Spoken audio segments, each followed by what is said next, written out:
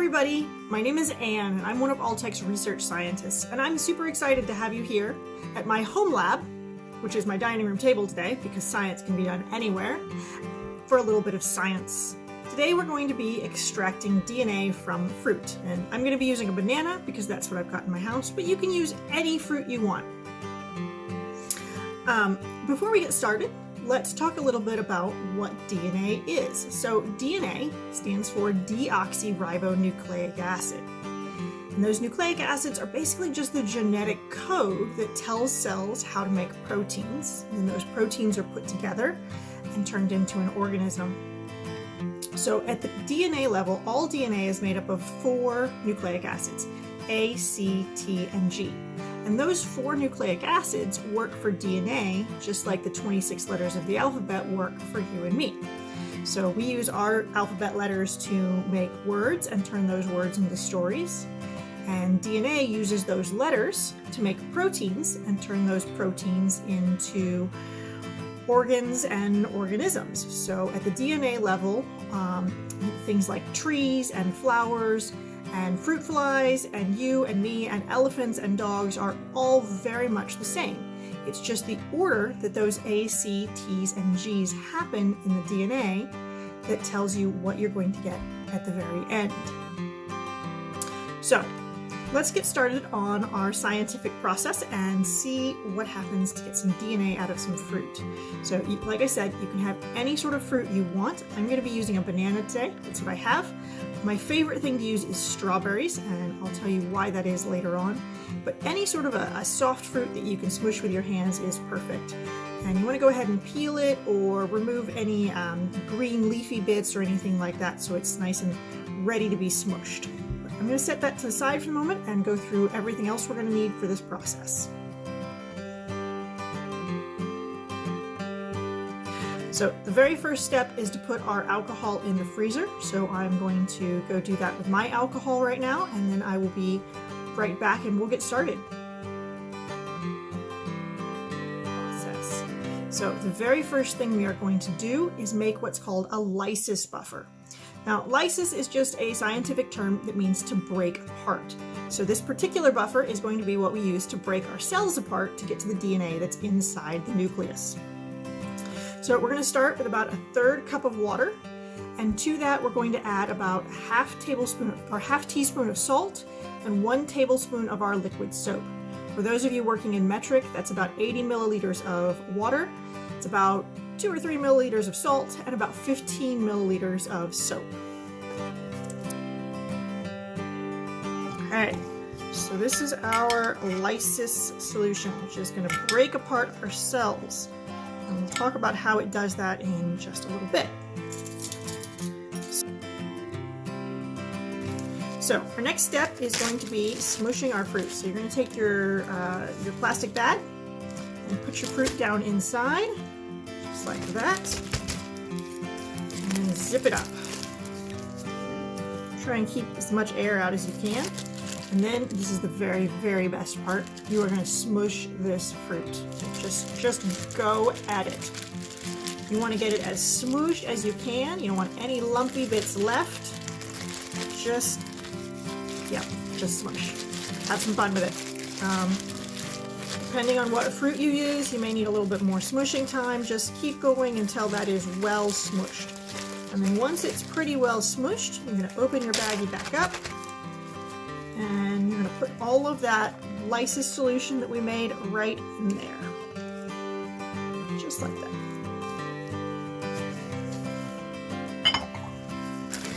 And then once again, you're going to try and keep the air, as much air out as you can, and seal it up.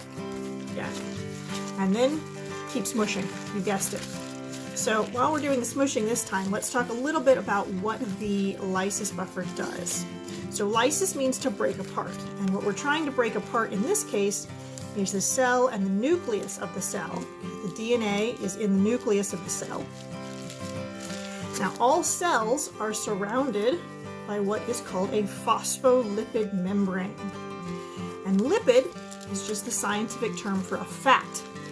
So we put soap in our lysis buffer because just like that soap will pull the oils and things off of your dishes, that soap has the ability to break up that fat membrane or that phospholipid membrane around our cells so that we can get to the DNA inside the nucleus. So when we smooshed our banana at first, we were breaking up that banana so that we were spreading out the cells so that the buffer would be able to get to all of the cells and not just the cells on the outside of the banana. And now we're going to mix them up so that that buffer is doing its job of breaking open those cells. And all of this happens at a really, really, really tiny cellular level, so it's very hard to see with our eyes. We're going to be able to see the DNA when we're done, because we're going to get it all clumped together. All right. Once that's pretty well smooshed, you can set that to the side. And we are going to need that medium-ish size glass. What you want to do now is take your coffee filter and kind of set it in your glass and bend it over the edge so that it stays in place. And if you're having trouble getting it to stay in place, sometimes a rubber band is really handy just to hold it right there on the top of your glass. So once your coffee filter is in place, you are going to pour all of this in there. And it may not all fit at once. You might have to take a little break and let it filter out. And what you'll see is you've got quite a bit of liquid coming through your coffee filter and ending up in your glass. And that's what we want. It's going to take a little bit of time to filter. So I'm going to keep filtering all of mine and come back to you all in a little bit after it's filtered, and we'll move on to the next steps. I did. So once your fruit is filtered, you want to transfer it to your smaller, narrow glass. I've actually got a little bit too much in here. Maybe about halfway full if you're using a glass like this, or just so you have an inch or so. I'm going to pour out just a touch of that. There we go. Better. And I've also gotten a glass that has some of my very cold rubbing alcohol in it. Now, the reason we want this very cold is that the hydrogen bonds that hold DNA together are actually temperature sensitive. So if we don't have it very cold, those bonds can pull apart and then we won't get anything in the end. Now, the DNA is in here. Remember that your DNA is very, very, very small, so it's perfectly able to come through that coffee filter. And the reason that we used water in our lysis buffer is because DNA is water soluble.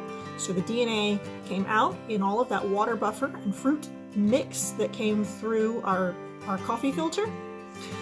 And we're going to add this rubbing alcohol.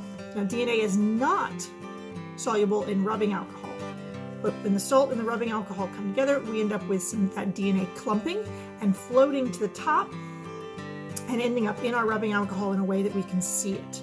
So we're going to give that a try right now. What you want to do is kind of gently pour this down the side of your glass. Pour your alcohol down the side of your glass if you can, without making a mess. I'm not doing very well today. So that it stays on top.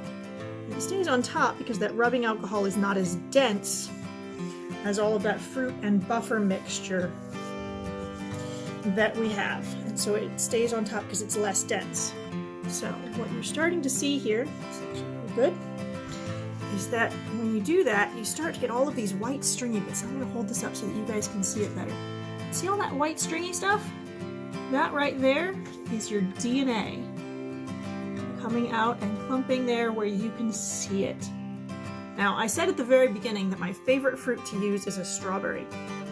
And the reason for that is that strawberries are what's known as octoploid, which means they have 8 copies of DNA in every one of their cells. This banana is triploid. It has 3 copies of DNA in every cell. You and I, we're only diploid. We only have 2 copies of DNA in every cell. So when I use strawberries for this experiment, I get a lot more DNA than I do when I use this banana. All right, so that's how we extract DNA from a fruit. It's very similar to the procedures that we would use in the lab to extract DNA for scientific experiments. We would just do a lot of cleanup and use a little bit cleaner procedures when we do it in the lab. But I hope what you've seen is that you can do science anywhere. The most important thing is to never stop asking questions, never stop wondering about the world around you, and see science in your everyday. Thanks for joining me. Bye, everybody.